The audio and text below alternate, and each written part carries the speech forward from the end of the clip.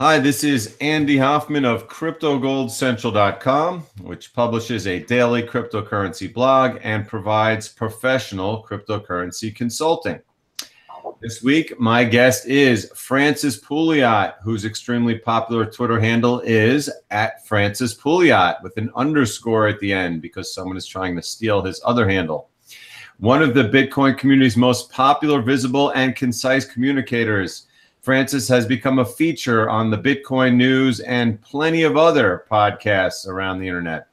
Moreover, he is one of the most enterprising entrepreneurs with a broad knowledge of everything from transactions to storage and mining, serving as the head of research at blockchain consultancy Catallaxy.com and the CEO of Bylls.com, BYLLS, an online Bitcoin payment service. So Francis, 4 months from when I did my all-out Bitcoin optimism podcast with Adam Meister after the price had just gone to 6,000, I have you on my show, and I couldn't be happier. Welcome. Thanks. No, it's great to be here. It's great to be back. As I said on my last podcast, I think it was Tatiana, I took a kind of 1 month break away from the whole blockchain and Bitcoin space to get some air. I had been in Bitcoin for like 5 years straight. Really, that gets you really tired. So I think I have a new, nicer, fresh perspective now. So really happy to be back. Good. Okay, so you exhaled 5 years of exhaling in 1 week of inhaling, and now we're back. So yeah. Okay, so look, unfortunately, we're forced to start with the topic that has loomed over crypto since February 6th, when Bitcoin plunged to $6,000 due to the Mt. Gox trustee panic selling 8,000 coins for non-fundamental reasons, which is a challenge of this low, which just happens to coincide with the $100 billion market cap level where the $15,000 price surge commenced on November 12th. Yes, Bitcoin's blow-off top in December and absolutely the altcoin explosion in early January were frothy at the least and bubble-like at most. However, since that time, while Bitcoin's network security, hash rate, technological advancement, and use case outlooks have all strengthened, altcoins have not. In most cases, suffering from plunging demand and hash rates, and consequently, the realization that most will never have a viable use case. No one knows where the pain will end for Bitcoin and the sector as a whole. Thus, we can only do our best to analyze available, fundamental, technical, and sentimental factors and make our best guess. Keeping in mind, of course, that the rapid explosive price surge, followed by an equally steep, terrifying plunge, is par for the course for Bitcoin, having similarly occurred in early 2011, early 2013, and late 2013. First, we're going to start with Bitcoin and then the altcoins. So, Francis, please tell us your view of the current situation regarding the causes and nature of the current crash, and what your best guess is of how it will play out. Is this simply the consolidation of an historic, fundamentally driven price revaluation, or is something else significantly weakened Bitcoin's long-term outlook? Yeah, it's a great question. I mean, the topic of the price inevitably brings itself back every couple of quarters, as either we're seeing a historic pump or a depressing bear market. So just to put things in perspective, when I got into Bitcoin, in 2013, and as soon as I kind of quit, I quit my other jobs and went like full on hardcore 100% Bitcoiner, pretty much at the peak, like pretty much at the height of the Bitcoin price, as did a few other people. So my first experience in Bitcoin for the first few years was the price constantly declining until it plateaued at about $250 for months, and then it hovered at $400 for months, and it was really depressing after having actually going under your buy. I actually went under my buy limit at some point, and I was nervous. However, during those years, during the 2014, 2015 years, that's where I built my business. That's where a lot of people build their business.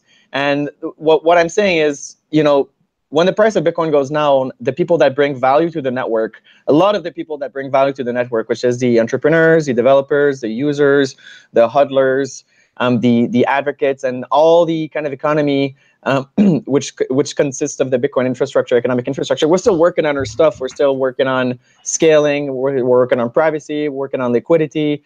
The profit motive hasn't disappeared.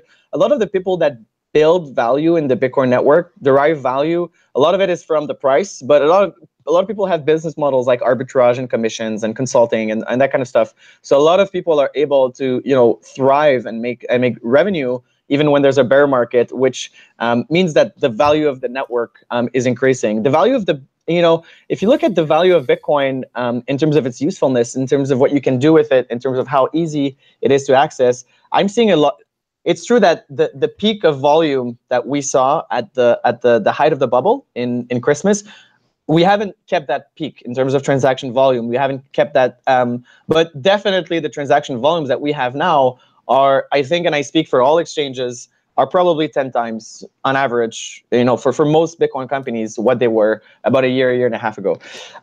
So if you look at the price of Bitcoin right now, it's strikingly similar to me than the 2013, 2014 bubble and subsequent crash. So if you look at the actual charts themselves, I'm not a chartist. I don't believe in patterns and magic and all that kind of stuff and Fibonacci spirals, even though, there are good indicators out there. But if you really just compare, I mean, it's very, very similar. You got this really big bubble up to 20,000 and then the kind of double bottom. And then what we're seeing here is, I think we're kind of reaching that the equivalent of that plateau that we had in 2014, 2015, like the $250, $300 US plateau. I think we might be at the phase where people are trying to discover, like, where is this plateau? Where is this equilibrium price? And, I think everybody would have loved for that to have been $11,000 or $12,000. The fact that it's $5,000, $6,000 now, to me, is not super stressful or worrisome, because I felt this way twice before. And, the next plateau might be $30,000, it might be $20,000, might be, $17,000. I don't really know. So the value of Bitcoin dropping, to me, doesn't really affect me that much. It does affect the altcoins a little bit more, because the altcoins are much more driven, speculation driven, rather than use driven and network effect value driven. So I think, if the market shakes out, the speculation away, if it shakes out the weak hands away, inevitably it's always going to be Bitcoin, which comes out on top in terms of valuation versus the other ones. So I know everybody's probably a little bit stressed, a little bit worried. And all I can say is, I've been there before. I think a lot of us has been there before. And it's just, now it's time to double down and build and focus on our stuff. And, now it's time to prepare also for the next wave of adoption, because if you're in the Bitcoin space, and I'm sure a lot of our listeners are, I got caught off guard when the price of Bitcoin went up from 1,000 to 20,000, and I definitely was not ready. I couldn't take advantage of this opportunity as much as I wanted to, because I just didn't expect it to happen. So, let's just kind of keep a historical perspective and remind ourselves that, every time there was a huge pump, everybody thought it was, unexpected. And the next one will be as well. So let's just look at the long-term value proposition of Bitcoin. As I said, there's nothing worse about Bitcoin there was before. It's certainly better Bitcoin now than it was a few months ago, and it's always getting better. So let's just keep that in mind. Right. Yeah, I actually wrote an article yesterday. It's called something like, Bitcoin's unpredictable and rise to monetary dominance, because no one could have imagined, especially when you think about last year. Last year was full of really, we talk about FUD, but real FUD events. All of last year was nothing but things that people were scared of, including the smartest minds in the sector. And yet the price went up 20 times. This year, I have not found a single thing that I'm worried about. I mean, not even close. In fact, there really hasn't been anything negative at all. And yet this is how bull and bear market cycles in Bitcoin move. And, again, it's mirroring all the other ones. Like you said, we're either in a historic pump or a depressing bear market. The thing is, though, that this depressing bear market is down 70%, and we're still at $6,400. And, we're in, I guess what you would say, the way you're describing it, we're in a stealth bull market in the Bitcoin network and technology, which continues to go. And it's funny, you talk about how, last thing before we get to the next topic, how you just got in and the price went down. I was just listing how that's happened to me in pretty much everything I've ever done, from getting my dream job at Salomon Smith Barney in 1999, mining stocks at the peak in 2007, bullion in 2011, and of course I bought a Bitcoin at Mt. Gox. But this time around, when I got into Bitcoin in 2016, it actually went up, and for the first time in my career, which is really exciting. And I anticipate, as you do, that we're going we're just at we're going to finish off this bear market at much higher levels, as we did with all the other bubbles, and move on. Now, you mentioned the altcoins. So again, completely, listeners, completely different fundamentals. Yes, they are correlated heavily, but the fundamentals of what's behind the scenes in altcoins as opposed to the Bitcoin network is completely different.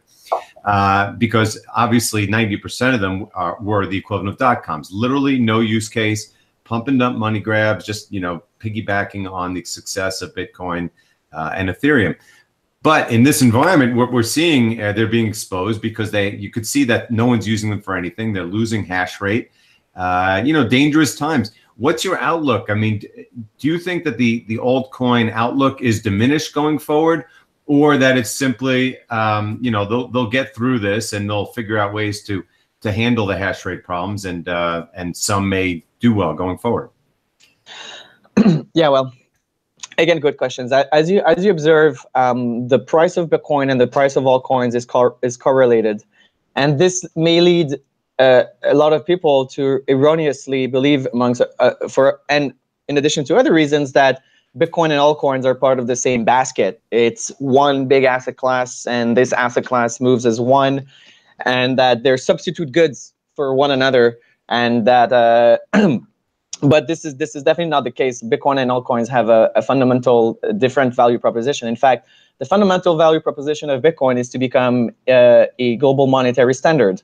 And there can only be one global monetary standard, and that's really the niche, use case that it's driving on. Whereas all the other altcoins are at the same time competing with Bitcoin on the grounds of money, but not marketing it or advertising it to their users as being competitive to Bitcoin on the grounds of money. But they're essentially mixing that with a product type of platform software as a service bundle. Which Bitcoin does not do, right? So Bitcoin doesn't advertise itself as a platform which can replace your backend.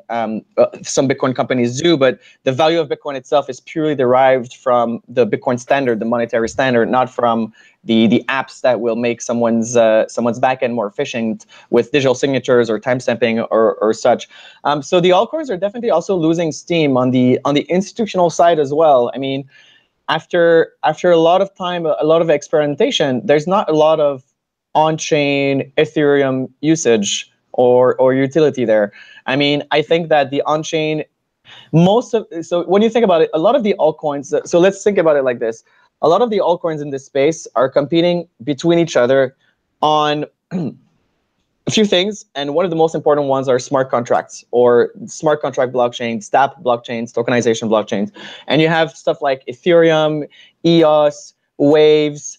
I kind of lost track of all these ones, but they're competing on this. And what we're seeing is that not a lot of people at all are using this on chain. They're using this on, for example, the Ethereum Enterprise Alliance chain or private chains or Infura's private chains. So not a lot of people are actually using these altcoins on chain. Therefore, they're not buying the gas. They're not spending. They're not bringing value. They're just taking fork. So I think a lot of the institutional usage of altcoins as part of like backends, or whenever you see like a big altcoin promotion, like this company is integrating our blockchain technology in their backend, most of the time it's actually just private networks. So I think this idea that the altcoins are going to be products sold to banks and big institutions, and you can buy into this small startup which is going to get kind of acquired by industry, and then this price is gonna explode as a result of these partnerships. I think this narrative is kind of going down. there's a lot of altcoins competing with each other also. I mean, I don't really see any one of them right now having, except for Ethereum, which has kept the lead, I don't see any one of them really having some kind of advantage over the others. So if you're investing in all of these altcoins, I mean, it's just really luck. And the thing is, a lot of these altcoins are also not rare. They're not scarce. The value proposition that they're trying to fulfill can be fulfilled by anyone. It's not, if you think of it like this, if you're trying to decide, like if you're trying to decide between like Ethereum or EOS, or if it doesn't matter to you if it's EOS or Waves or Ethereum, if you're using like a token, like a blockchain, for example, just to launch an ICO, functionally there's not a lot of difference between Ethereum, Waves, and EOS or whatever. So if anybody can whip up a blockchain kind of out of nowhere, which does the exact same thing as the other blockchains in existence, then none of that has value, which is not the same as it's Bitcoin. kind of like Bitcoin Gold, Bitcoin Diamond, Bitcoin Lightning. So just to add on this, so you're saying that there's some misinformation out there about just how valuable Ethereum is as far as how much people are actually using it as a cryptocurrency? Well, I think the fundamental value proposition of any cryptocurrency is that, one, it is in demand, and that, two, it is hard to reproduce, right? And what is the features that are in demand are the features that need to be hard to reproduce, right?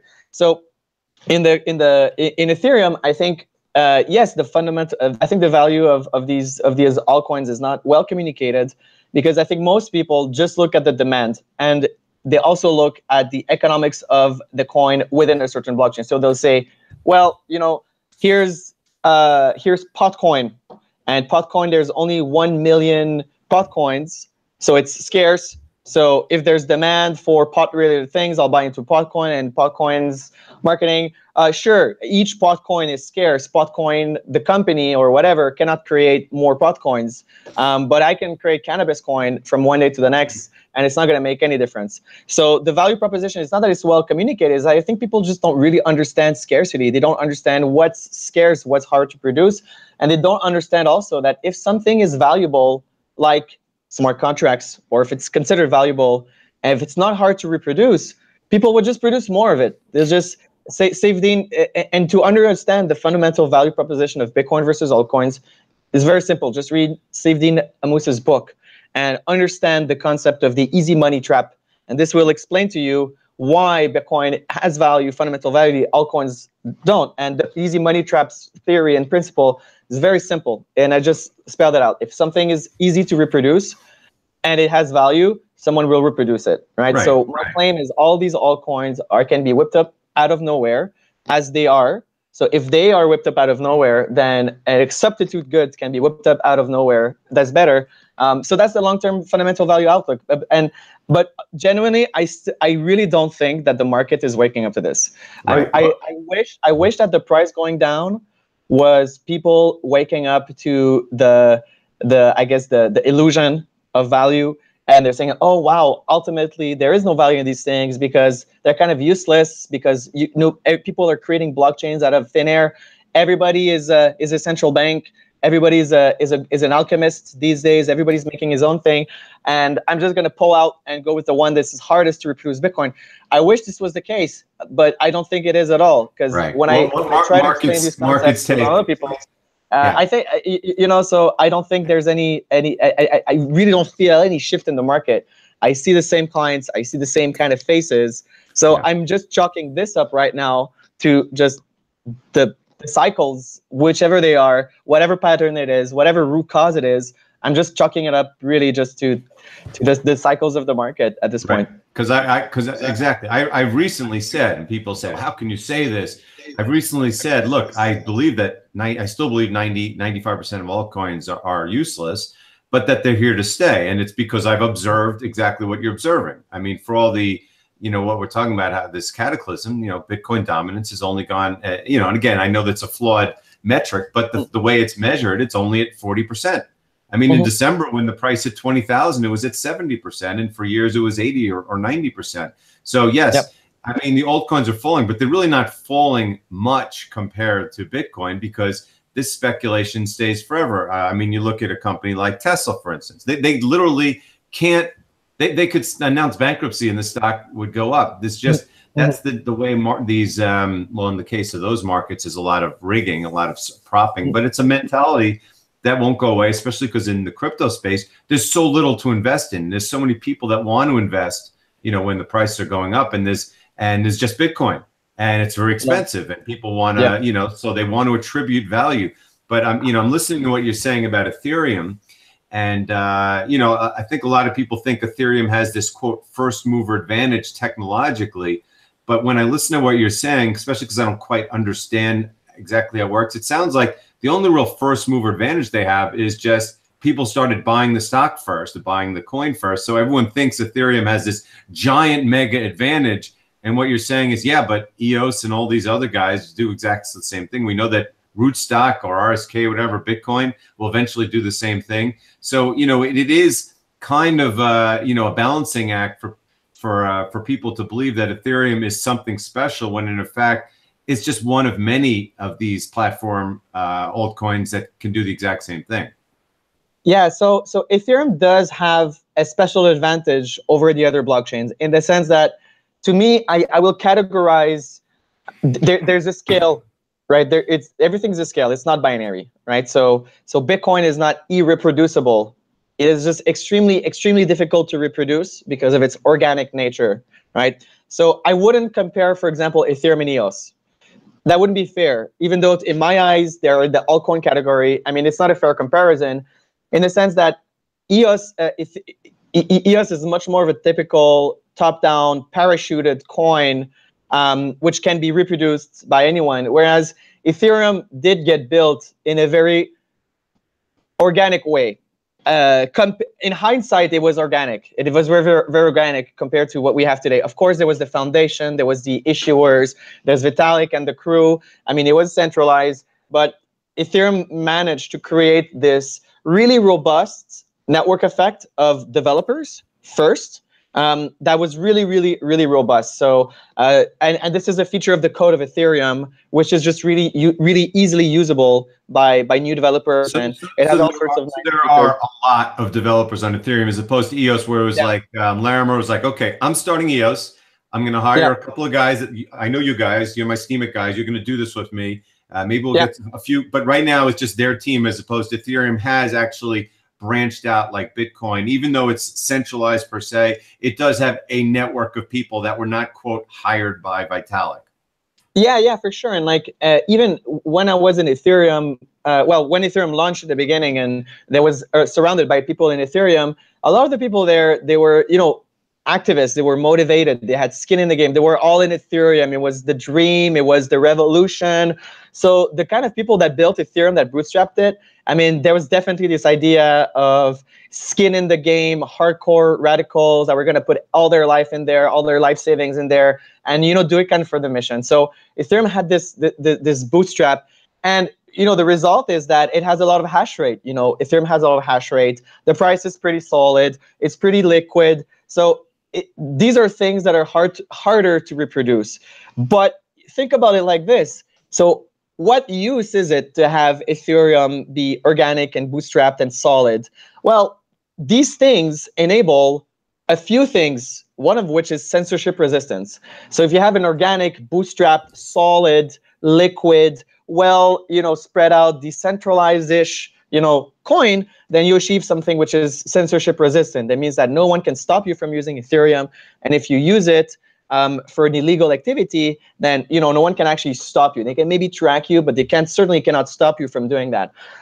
So what you're trying to value in Ethereum is that censorship resistance, because why would someone pay for gas? Ethereum is not cheap, right? Ethereum is not like a cheap solution to the expensive, mean Amazons of the world. Ethereum is like 100,000 times more expensive per computation cycle than like than like Amazon. So it's not cheap. You use Ethereum because when you want to build an application, you don't want it to be physically stoppable on a server by the feds, right?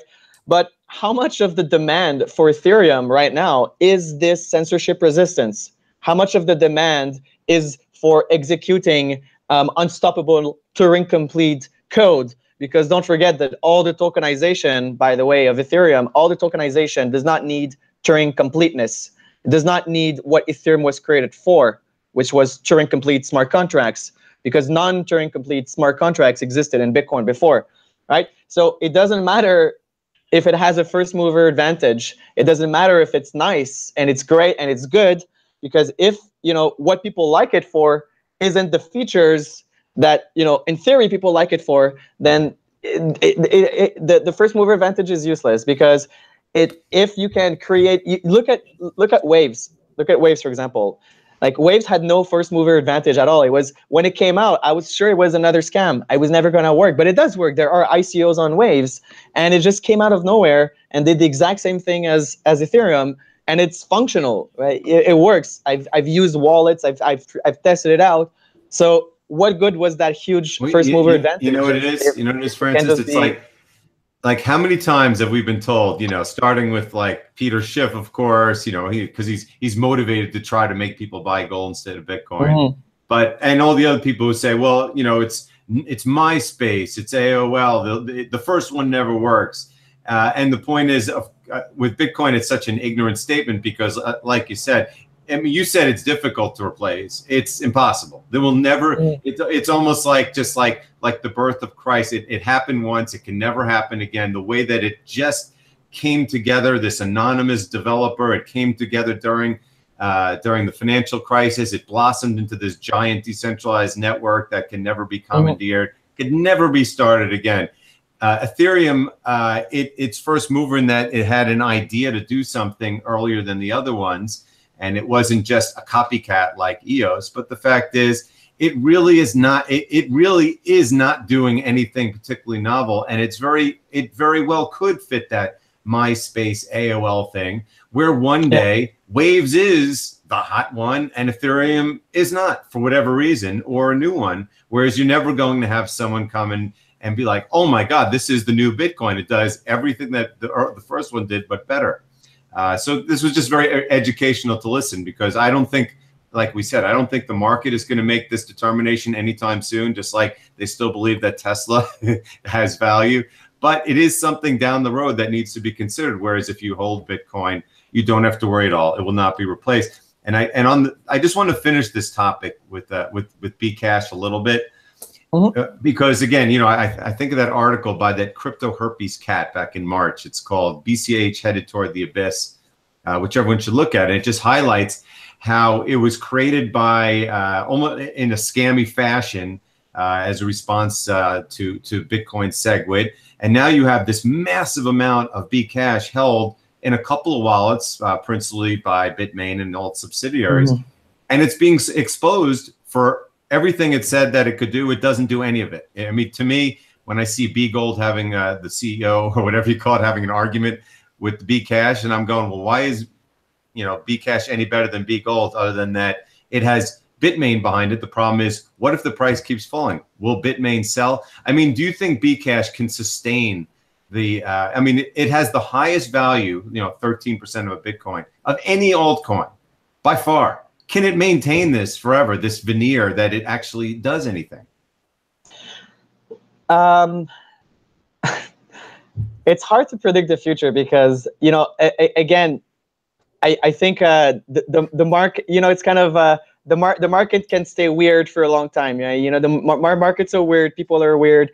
Can it maintain its veneer? I'm sure it can. I'm sure it can with enough effort. I mean, that saddens me. But they do have, you know, incredible, you know, admirable public relations and marketing skills. I mean, it's insane. Like, it almost seems like they have like a whole game plan laid out and all the pieces falling together. You know, you're watching Roger Ver execute his strategy and you're like, holy shit, I wish this guy was on my team, because he's a good strategist, he's a good politician, or whoever's behind him, or if it's him or if it's the others, I'm not sure.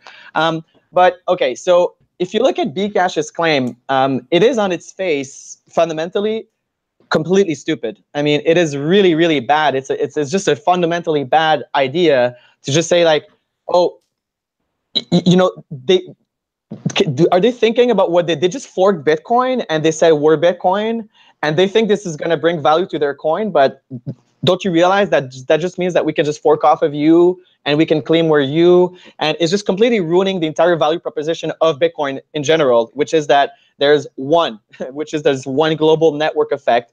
And to understand why, like, this makes no sense at all. I mean, it's so bad. Basically, okay, so there's no lender of last resort in Bitcoin. There's no lender of last resort in Bitcoin. So how can you have confidence that the value is not going to drop under you? And there's no physical mechanism to restrict the supply of Bitcoin. It's just consensus. So how can you know that a group is not going to just take control of it? It's because it's everybody wants to join the largest network because it has the smallest risks. Because if the network is the largest and we're all congregating to it, we're all removing a little part of our risk by agreeing to go into this one standard, so that there is no lender of last resort, but there's enough network effects under us to know that, oh, well, maybe there's no lender of last resort, but there's this huge ecosystem under me.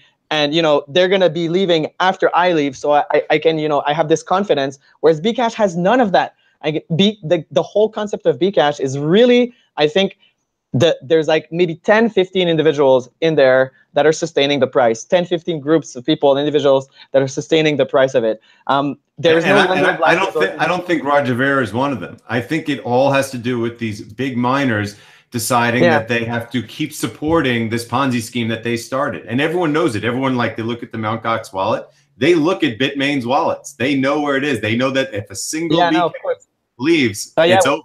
Yeah. And they don't sell. And the story of Bcash, I don't think a lot of people knew exactly how it started. I mean, it was actually a mistake that got out of hand. Like, Bcash was an accident that kind of got out of hand.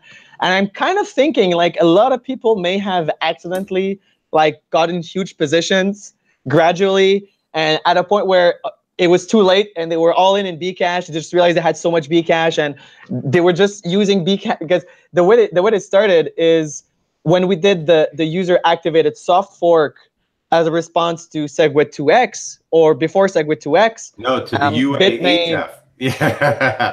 So Bitmain, like, Jihan came out with, I'm going to do a user activated hard fork. That was a year ago this week. It was June 14th. Oh, was it? Oh, cool. Yeah. So he came out with this user activated hard fork.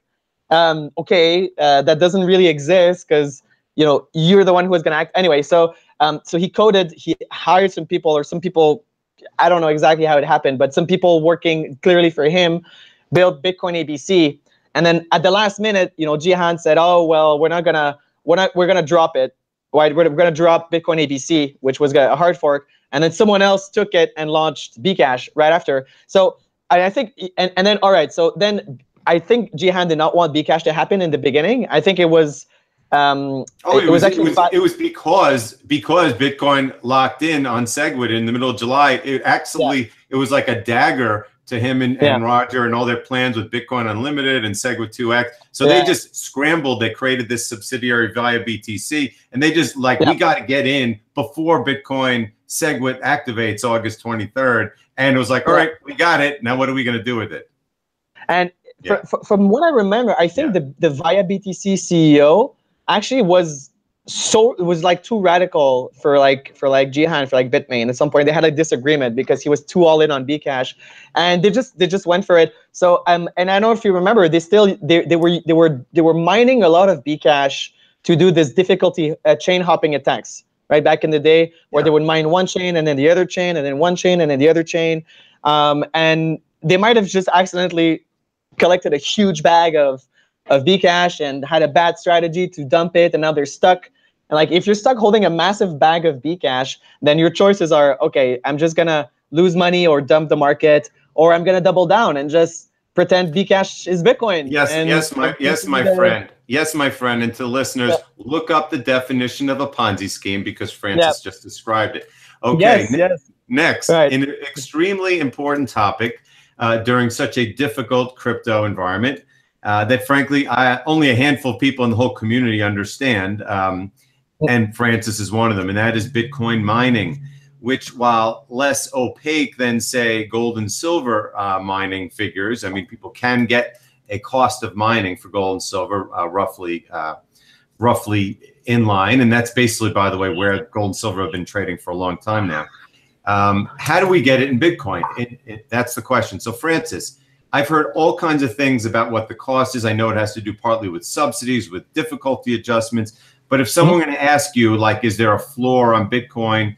Like, is there a price for mining, and does that price change with all kinds of other variables? You mean, is there like a price of Bitcoin at which mining becomes unprofitable? Is that the question? Like in gold, I can confidently say after all these years that around $1,300 and $17 are rough estimates of the cost of mining. It doesn't include, of course, the cost of sustaining reserves, which have not been done for years. But the cost of mining is about that. What would you say the cost of Bitcoin mining is? Right. Good question.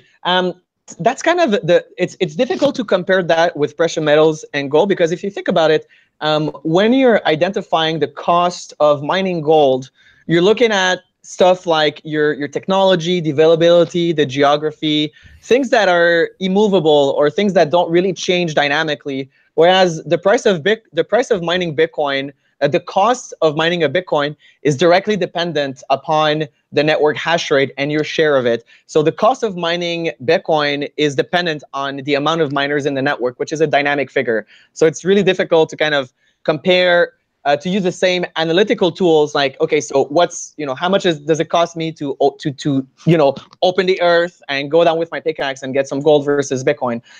So there is a price, obviously, under which there is a production price of Bitcoin, which we can get kind of an average of. So I wouldn't have that figure right now handy with me, but I'll just tell you a little bit how you would calculate it. It's basically, so we have some metrics that are open to the world. So we know how many miners there are. So like the one thing that we do know is how much hash rate there is in the network. We also know how much electricity the network is consuming from the hash rate. And we have a pretty good idea also of the average hash rate of a mining unit. And we have a good idea of the price of a mining unit. So you can look at, for example, and it's too bad. I'll try to send you a table my friend prepared in the show notes. But we have all the tables of all the miners, of all their efficiency. So you look at, for example, an S9 will cost $2,000. It'll consume this electricity and produce this much hash. We have these statistics for pretty much all of the mining hardware. The hard thing to calculate is what's the distribution of the mining hardware in the network. So we don't know if 80% of Bitcoins are being mined with S9s or 80% of Bitcoins are being mined with S7s. And of course, it matters also where they're being mined, right? And of course, if government subsidies are involved, right? Yeah, absolutely. So the profitability obviously starts with your hardware, but that's something that's pretty common amongst all miners. And to a realistic degree, access to the hardware is something that's possible for most people. But again, after that, you got the electricity rates. So of course, if you compare, for example, so a lot of people are mining in Europe, in Eastern Europe, and I've talked to some miners there, and they're spending like 11 cents per kilowatt by hour. Some of the miners here in Quebec, forgetting the regulations that are incoming, used to pay 2.9 cents US or 4 cents US per kilowatt by hour. This makes an absolute huge difference.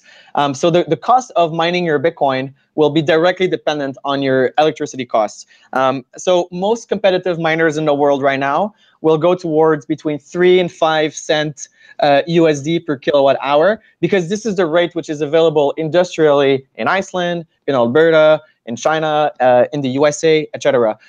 So that will be one of the big determinants of the cost of your mining your Bitcoin. Obviously, then if you got subsidies on top of that, then basically mining Bitcoin can also be free to some degree. A lot of people are actually mining Bitcoin for free at a small scale. It's hard to scale like free Bitcoin creation, free Bitcoin generation. But of course, there are governments that do have electricity subsidy programs, tech R&D research programs. Some governments will say, hey, you're working on blockchain or AI, then you can get up to 5 megawatts in a data center for free for a year or something of that nature. So the question is, is there a price of mining Bitcoin? Yes, there's a cost of mining Bitcoin. Obviously, that cost varies greatly from one person to the next. And you have to think of Bitcoin as an arbitrage play. Like really, if from a theoretical point of view, at a really large scale with a really efficient market and a really liquid market with no barriers to entry, mining should only be profitable for very short periods of time between difficulty adjustment periods, or like from one difficulty adjustment period to the next. Because, you know, if everybody's freely competing to mine this stuff and offer it to the public at the lowest price, then obviously, you know, the profit margin would be really shrinking, so that the price at which a miner sells the Bitcoin is really, really close to the production cost. And then when the difficulty adjusts, right, and some miners drop off, now it's time to make some profit before the difficulty adjusts again and the miners come back, right? So the theory is, all right, so if you can only basically make money doing arbitrage between these difficulty periods, because when the difficulty readjusts on a long enough timeline, it should always go back to an equilibrium, right? Every difficulty adjustment should bring back your profitability to an equilibrium in the long term. So I'm not and people shouldn't be worried about, Francis, are people still going to mine, right? Well, why do so many people want to mine if it's so competitive? I mean, are they saying like, I'm going to mine it, there's a cost of it, and then I'm going to hold it because one day I think it's $100,000, or is it an ongoing profitable business if you're big enough? Yeah, there's so much hash rate being added right now, and you're saying how competitive it is. Yeah, absolutely. So it's a good question why people mine. Mining, I mean, if you look at a snapshot, for example, of mining, and it's important to never look at a snapshot of mining statistics, because, and also when you look at mining statistics, try to get a longer time frame. So maybe for our viewers, I know we've talked about this a lot, but we are in a period of time right now which is a deviation from theory, which is that even though the price has gone from 20K to 7K, the hash rate has continued to go up, which is a deviation from the theory, because obviously we would expect if the price goes down, the hash rate should have followed, but it didn't, which means that it is becoming less and less profitable for miners to mine. And I have to say, if you look at the profitability figures from December to now, it's catastrophic. I mean, miners are making, but I haven't looked at the figures. I wouldn't be surprised if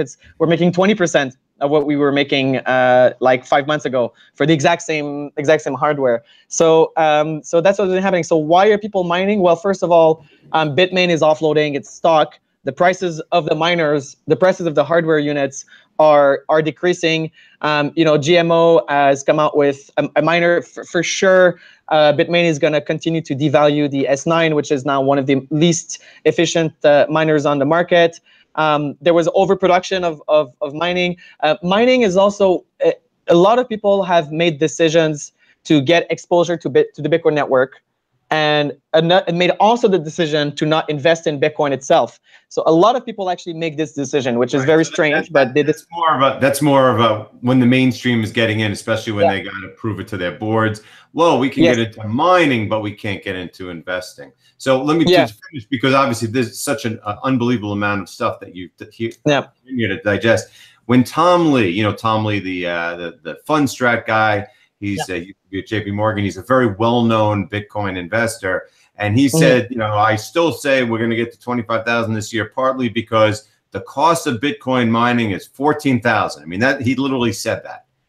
Does he have any idea what he's talking about? Is there some truth in that, or no? I mean, like, I'm mining Bitcoin profitably right now, so it's definitely not like, I don't know exactly what my cost is, but my cost is less than if I was unprofitable right now, I would sell my miners, and someone would buy my miners probably at the same price that I paid for them, even though I bought them like 5-6 months ago or something like that, or 8 months ago. So no, there's no like fixed price. I mean, at some point, some miners were mining Bitcoin at something like $2,000, $2,000 or $3,000 a coin. When Bitcoin was like over $10,000, some people were mining it at 30 to 25%, even less than that of the value, right? But the thing is, you can't just look at that snapshot, because, okay, say that I'm a huge mining farm and I'm tweeting, I'm mining Bitcoin at $2,000 and it's $12,000 right now. I'm so good. I'm so smart.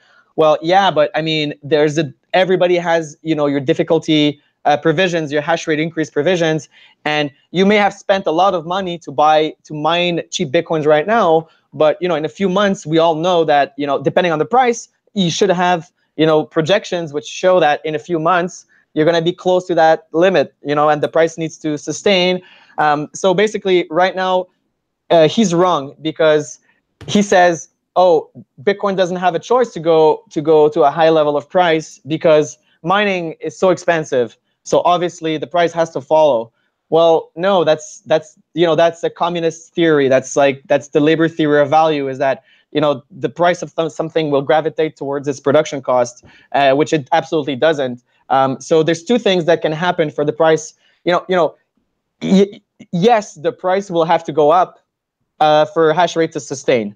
Definitely, at some point, we're diverging, and at some point, it's not going to be profitable for a lot of the miners, and then we're gonna see that if the hash rate keeps increasing and the price keeps dropping, is that some miners are really, really, really efficient. Some miners are so efficient; they're adding a lot of hashing power to their pool of hashing power. So yes, the hash rate is going to drop or the price is going to increase. But just because the hash rate has historically never dropped, it doesn't mean that that's going to happen. It's not at all a guarantee that the price is going to increase. Right. But he is correct in the sense that mining is going to change dramatically.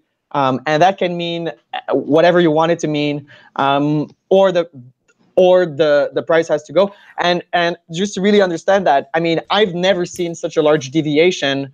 So I measured the deviation between the price increase and the hash rate increase, and we're at an all-time high. We're at the all-time high of deviation. So what does that tell you? It's like saying we're in a hash rate bubble.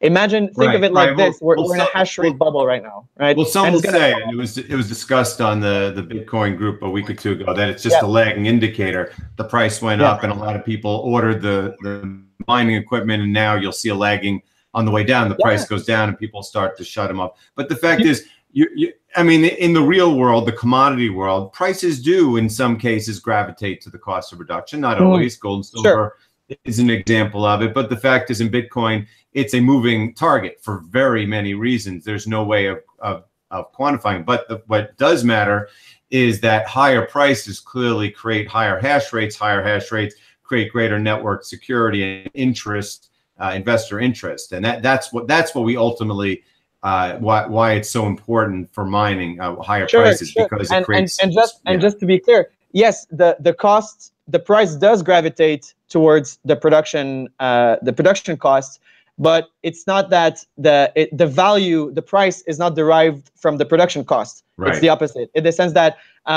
if it's more expensive to mine gold, the price of gold won't go up. But if the price of gold does go up, I may want to invest in more technology to go get that gold, which is at the bottom of the ocean, for example, or under the polar ice caps, because I want to fulfill that demand, right? So that's a good way to think about it. Okay. Well, this is very, very good. And we'll have further discussions on mining, but it's one of these topics where you can only do a little at a time, but I think people learned a lot. I just learned a lot. So and also maybe just a last, and you touched on that point, which is there's this lag period. Crypto markets are so fast. They're incredibly fast. But the mining market is super slow because you actually need to physically produce and ship and deliver and operate the machines. So the hash rate cannot rebalance itself quickly for the price, because in order for hash rate to drop or to increase, you're talking about a whole supply chain of boats, trucks, factories, power plants, electrical workers that need to work a lot to readjust to the price. So yes, there is this huge lag, and it's just really normal. So I think what we're going to have to do going forward in the future when we analyze these markets is to really understand the theory of the hash rate and price, which I think the theory of hash rate and price we understand very well. But now in practice, theory does not work, right? The hash rate goes up, the price goes down. So we need to have a more sophisticated understanding of how these markets evolve together. And I think the idea of the lag, the physical lag of mining versus the speed of the crypto markets has definitely a lot to do with explaining like my confusion at the markets right now. Yeah, yeah. Well, I mean, again, it's such a brand new market and so many things are changing quickly, but decisions are not made quickly because they're big decisions. It's the polar opposite of what goes on in the shale oil industry. Price goes up $1 and there's 1,000 new rigs. Price goes down $1 and the rigs all go away. So that's something that we will also monitor in time. Now, a topic that more than anything can solidify or liquefy investors' view on the likelihood of a significant price recovery and ultimately growth acceleration of what has the potential to be a leading global wealth storage asset and a cornerstone monetary regimes, which is the current state and trajectory of the Bitcoin network in terms of technological innovation, hash rate, network security, speed, and fees. No one is more qualified to answer this, Francis. So where is the Bitcoin network right now, and where is it going? Yeah, so the Bitcoin network right now is complex. So the Bitcoin network has evolved into a few different things. So Bitcoin is now the Bitcoin blockchain itself is doing extremely very well. That what I mean right now is if you look at the main characteristics like uptime, hash rate, network attacks, network health, usability, all the computational resource efficiency optimizations of the Bitcoin main blockchain itself, obviously has never been better. If you compare, strikingly to the other coins, which are full of 51% attacks and bugs and bad cryptography, and all these kinds of flaws, and has a multi-signature transaction ever failed, like not work as a smart contract? No, it doesn't. Like Bitcoin multi-sig is a given. When you put your money in a Bitcoin multi-sig smart contract, it's going to work in the future, which is something that you can absolutely not say about any of the other blockchains. So I think what we're seeing is just as it's via negativa, right? So as time goes on, Bitcoin stays and the other ones have a lot of trouble. So just from the Bitcoin network, I'm not sure exactly what I can say to our users because it's just great. I mean, we're just pulling out new versions of Bitcoin with optimizations all the time. There's research going on in crypto. There's all sorts of universities. I mean, people don't see how much people are working on Bitcoin to improve the fungibility of it. Yeah, sorry. Francis, where are right now, because I've lost track a little bit, the fees and the network speed as opposed to where they were, say, a year ago, and how is SegWit being on half of the network impacted that?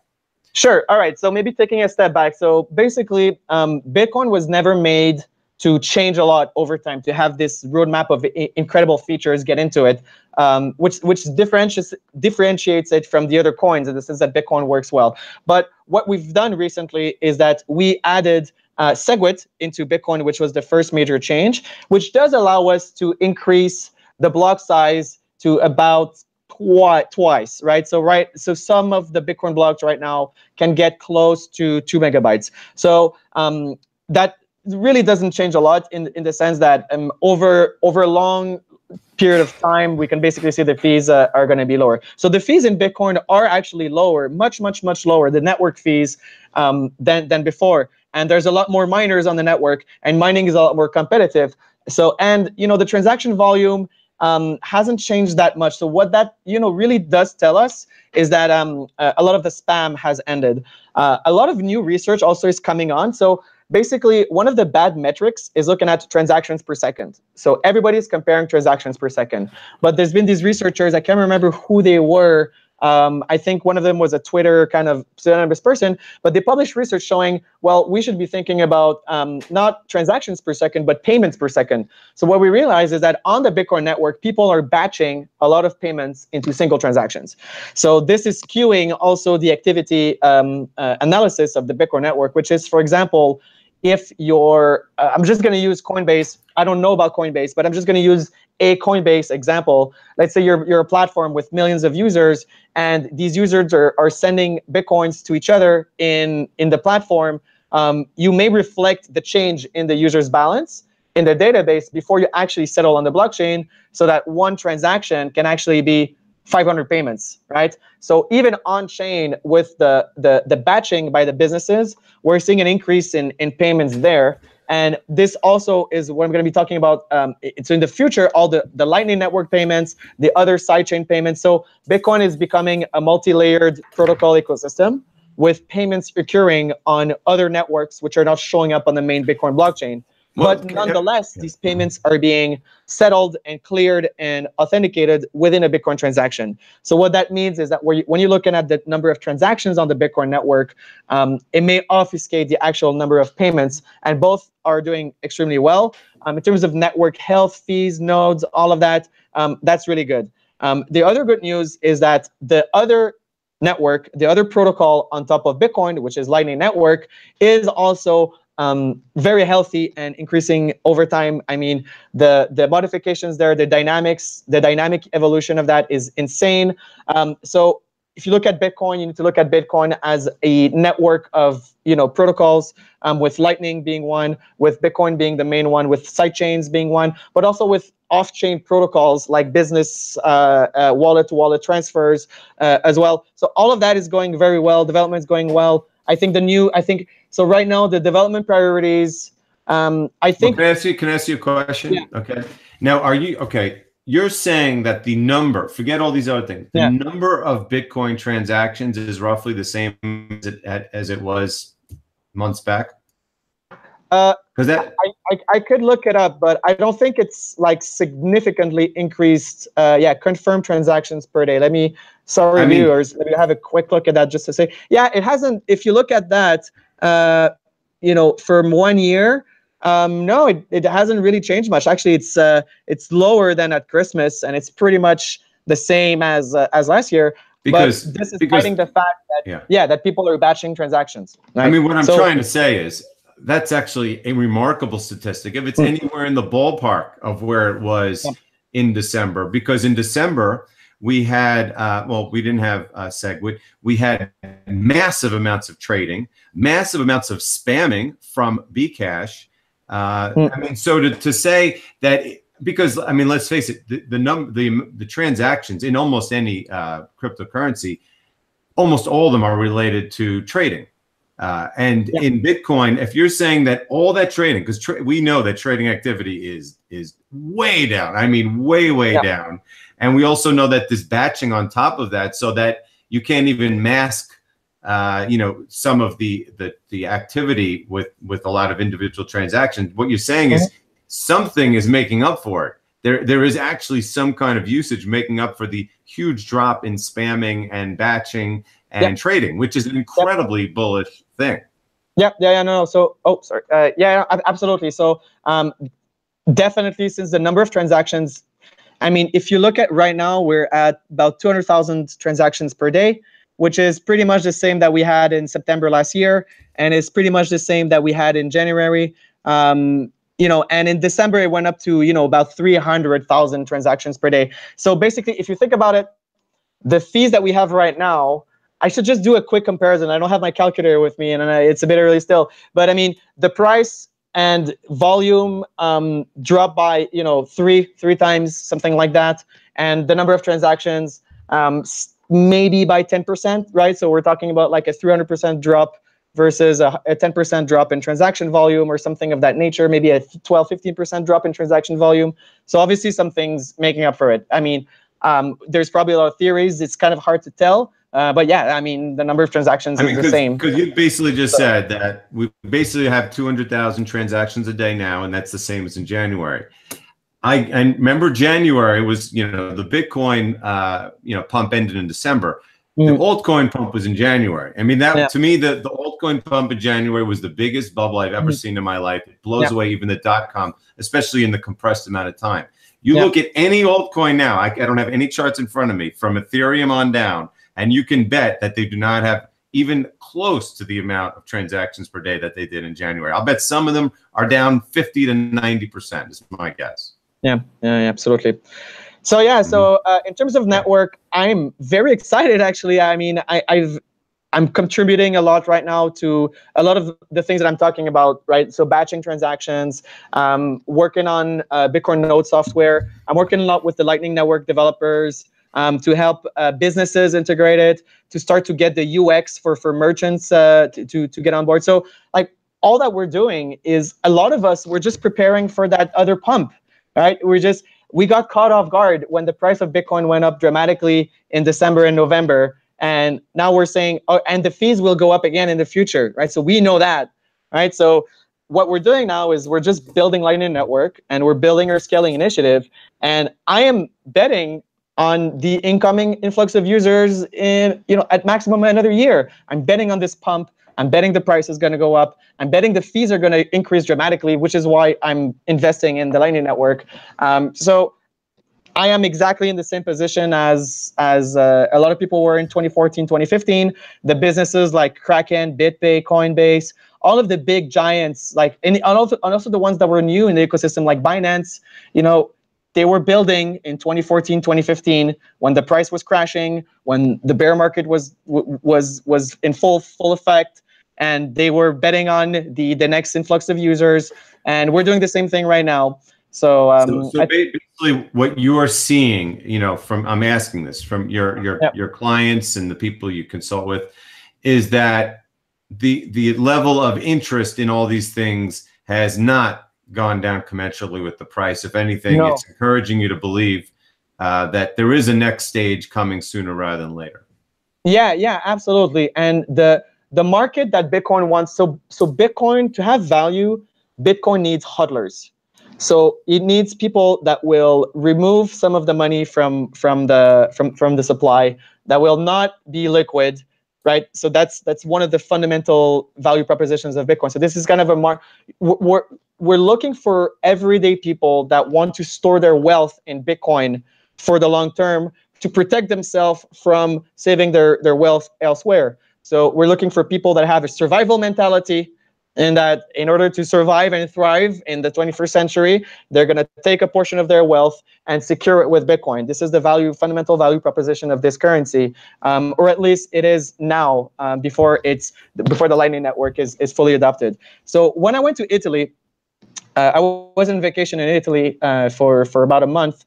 And when I went in Italy, I can tell you that I've been going to Italy for a long time. And I trying to explain Bitcoin in Italian and meeting some friends there. That's why I'm friends with Giacomo, because I speak Italian and I'm a fan of Italy. And I can tell you that not only some of my friends from back in the day, I had an economist actually that was an establishment economist that actually came to me recently and said everything that I believed in was wrong.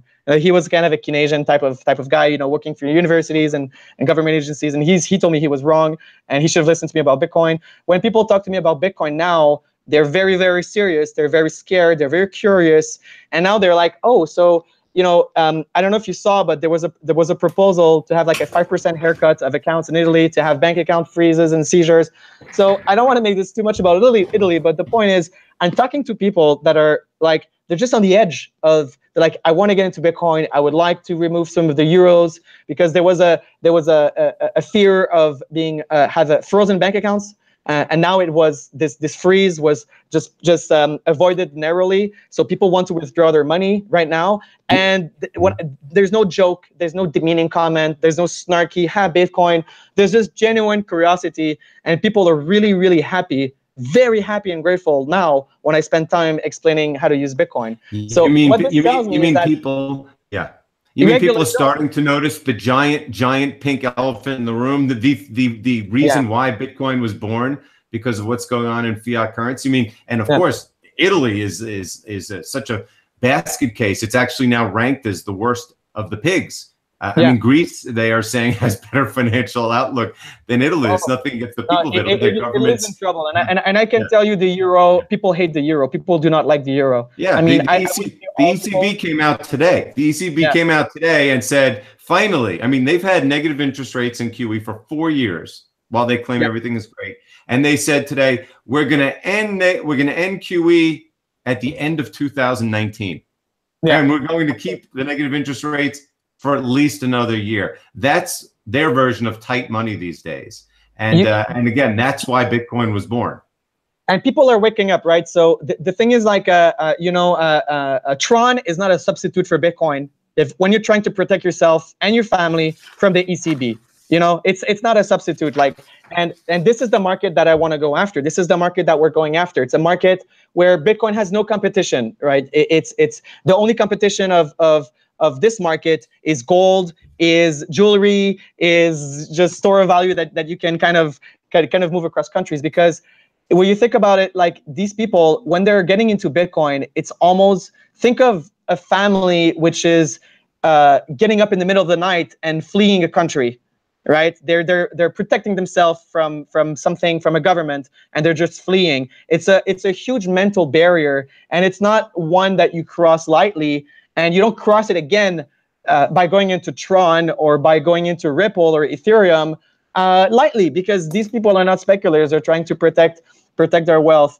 And so I mean, when the troubles, the next time there's this Cyprus event, this Greece event, this Italy event, every time I can see people are seeing Bitcoin as a real alternative. And there are people that you wouldn't suspect, like older ladies that are worried about their money. There's young entrepreneurs that are worried about their money. So if we're really lucky, if we're really, really lucky, the next Bitcoin pump will coincide with ECB troubles, with US Fed troubles, with Canada currency problems, or with some kind of geopolitical problem. Yeah, or populist Italian parties creating their own currency to fight back against the euro. They will. When I went to went to Italy, I was in the deep south, in the really deep south, like, redneck country essentially, and you can see billboards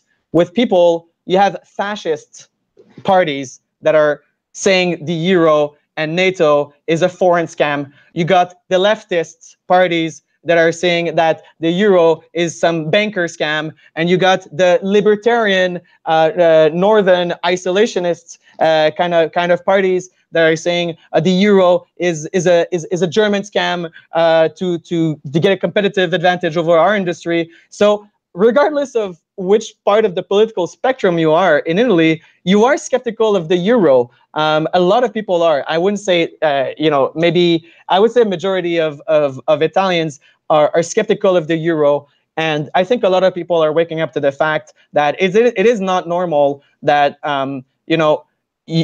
you're in a village in the deep south and you can't afford to feed your family because of the price of the euro. But if you spend an hour in the countryside and an hour at sea, you'll have 200 euros worth of fish and produce. It doesn't make sense, right? There's something that's not right with the price of things, with the price of life. And people, I think they're starting to get, it's the euro, it's the actual money that's the problem, because all else if you're in a small village, everything is going perfectly well except the price of goods.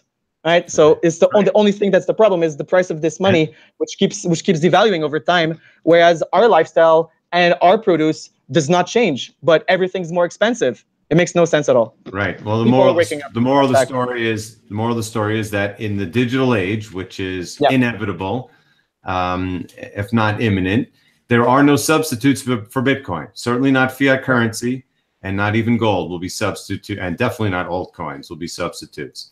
So last but not least, the question that my answer is nothing. That's my answer, which is, Francis, what if anything concerns you about Bitcoin's near and long-term outlooks? Has the declining price environment changed your views, or is it simply Bitcoin being Bitcoin with no impact on your fundamental outlook? Absolutely no impact on my fundamental outlook. And have the time these days, I don't even know. Is it 6,000? Is it 9,000? I don't really look at it that much. So the price has not affected me at all. Although, definitely feel it from a personal standpoint. When you're spending stuff, you're being a little bit more careful right now, specifically because you don't want to spend those Bitcoins that you want to have in your possession in the future. So what worries me about Bitcoin right now? That's a good question. So I don't want to sound like I don't want to sound the hubris. I don't want us to be overconfident. I don't want to have hubris at all. The price of Bitcoin success is eternal vigilance, is constant improvement, and it's always, evolving according to your surrounding and surviving over time through evolution. So I don't want to say that, mission accomplished at all. I think the biggest concerns are obviously privacy, and it sounds kind of like as a staple that I would like whip up. Everybody's worried about privacy, but if I have to like name a concern, I would say, yeah, it's definitely privacy, because you wanna conceive Bitcoin as moving from Bitcoin to something else, whether it's an altcoin or back to fiat, requires that other something else to have a huge advantage. Think of like VHS and Betamax, right? So in order for people to move from VHS to Betamax, which was better, it would have needed a massive, huge advantage. Like you can put it in a computer or something like that. So for Bitcoin to lose its value proposition towards something else, you need to have a huge, massive disadvantage to something else. So I actually don't believe there's more private options out there. I think from a technical, strictly dry analysis point of view, maybe Monero could be more private. Perhaps even Zcash to some degree, some parts of it would be more private. What about Bitcoin private?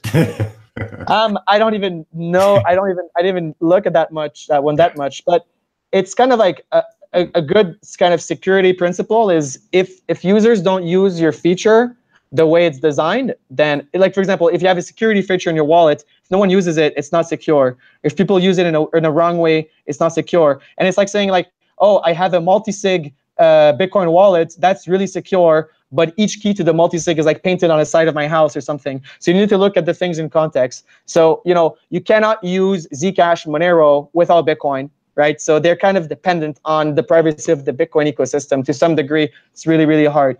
But what I'm saying is that that's the one Achilles heel, because if Bitcoin is completely de-anonymized, which would be hard, but it's definitely something that's this potential, like huge de-anonymization effort of Bitcoin, then it might be worth it for people to abandon the safety of the network effect if they value privacy more. So I wouldn't want to lose that part of the network effect that might be willing to take the risk to quit the leading network effect and go to a smaller one, that they might risk their wealth in doing that, but that risk would be outweighed by the privacy benefits, which presumably are avoiding jail or something like that. So that's my only real fear, is that we will not be able to do like fungible privacy improvements on the main chain, right? Because of technical reasons, or because by the time we're ready technically to change Bitcoin's rules or change Bitcoin's transaction formats or whatever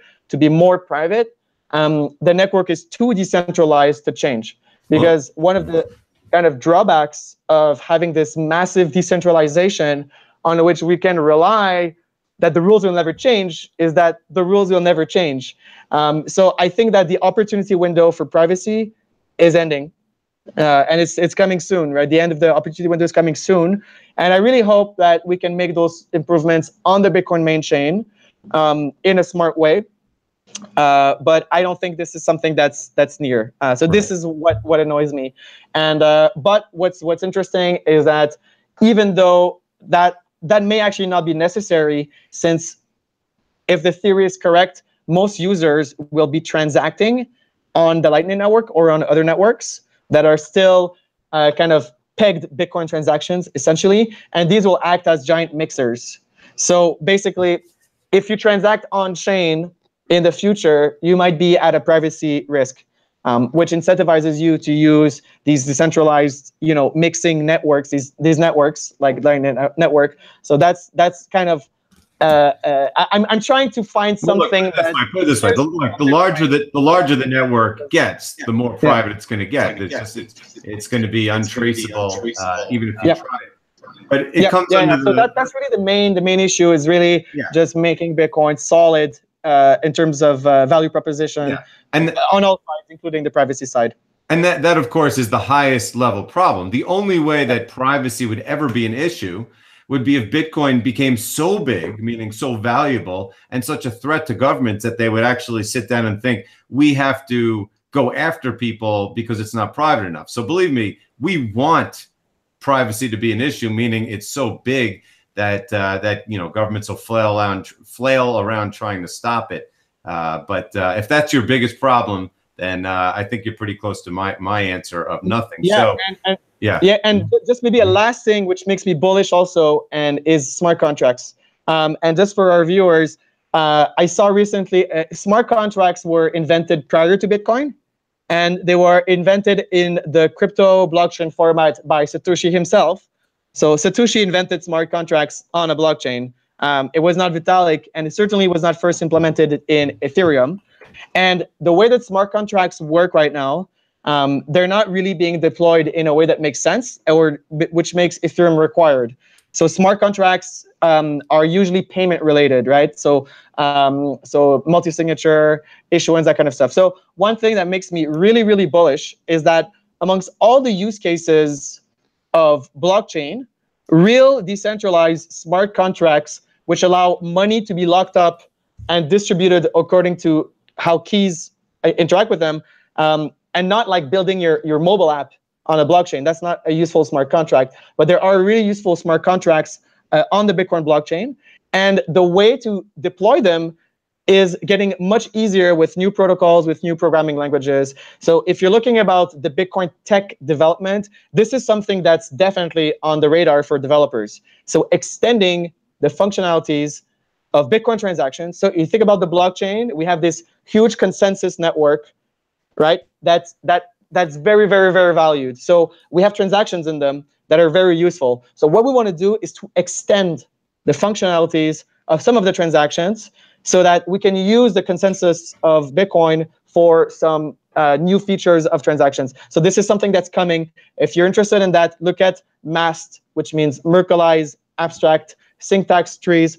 Looking at some of the tokenization protocols that Peter Todd is working on. So these are called single-use seals, proof of publication. So all the kind of features of the smart contracts tokenizations, they're being worked on to be built on Bitcoin in a way which is smart. Not a dumb way like Bcash, which introduced an opcode, which made no sense, but a really long-term scalable way to have, very complicated or more complicated smart contracts and tokens on top of the Bitcoin blockchain, so that if there is an actual use case for, non-Bitcoin tokens and smart contracts, then they will be able to be performed on the chain, which monopolizes all the proof of work. Because, to execute smart contract, you'll need proof of work, and, proof of work is going to centralize around one, because there's no rationality or logic to having multiple proof of work blockchains. That's completely stupid. That is a waste of energy. Proof of work is not a waste of energy, but multiple proof of works for different blockchains, just because you have different transaction formats, that's dumb, right? You just, make a transaction format that fits, existing proof of work, not the opposite. It's like building a computer just to execute, one video game, something like that. It makes no sense. So the congregation we're always speaking about this congregation around Bitcoin, and it's just, just so people know, around the smart contract and tokenization thing. Also, I see it congregating around Bitcoin, which is going to suck the wind out of the other 60%, right, in the Bitcoin dominance. And, I hope a bunch of it goes to Bitcoin, a bunch of it will go back to fiat or somewhere else. But it's also going to, add to the market value of Bitcoin and add to the general usefulness. And just so people know, I mean, what I'm talking about here, I'm talking about like replacing notaries and audits and proof of reserves. And this is stuff that we're working on. And, this is driving, and people understand now that you cannot do an audit or notarization on, Ethereum is provably not immutable. So as a notary, you can't, in all honesty, use Ethereum, because you have an example of the blockchain having been reversed in the past. So as far as I'm concerned, Bitcoin is the real only blockchain that can be used for notarial purposes and for audit purposes. And the point is, this realization is going to continue to go. So that's also one of the other reasons why I'm bullish on Bitcoin and, bearish on many of the other smart contract blockchains. Right, and for the people like myself who are laymen and can't read those white papers, just go back to Andreas's old videos from way back when, because that's exactly what he's been talking about. for the past 5 years. So it was the plan all along, right? And it's just we're just doing it in a way which is responsible, because we see smart contracts as a bonus on top of Bitcoin, right? Bitcoin is good enough the way it is. It's just a bonus, right? So you're not gonna ruin your main value proposition just for like the dessert, right? You need, let's make sure that we don't kill the golden the goose that lays the golden egg, just because we want a little bit more, right? So that's always been the game plan. The main course is the storage of value. Everything else will come on top of it, because all the developers will gravitate to the one blockchain that matters. So with that, we're going to conclude today's extremely informative and timely podcast for people who are worried about the price and where it's going to go, featuring one of my favorite and hopefully your favorite commentators in the entire space, Francis Pouliot. Follow him on Twitter at Francis Pouliot with the underscore at the end. He's the one with 35,000 followers, not the one with 100 who's saying get free Ethereum. Francis's businesses are at Cadillacsy.com and Bills.com, BYLLS. As for me, please check out my daily blog at CryptoGoldCentral.com. I'm on Twitter at Andy_Hoffman_CG, or contact me related to cryptocurrency consultations at aHoffman@CryptoGoldCentral.com. Thank you, Francis, and everybody, and have a great crypto day. Thank you, Andy. Bye, everyone.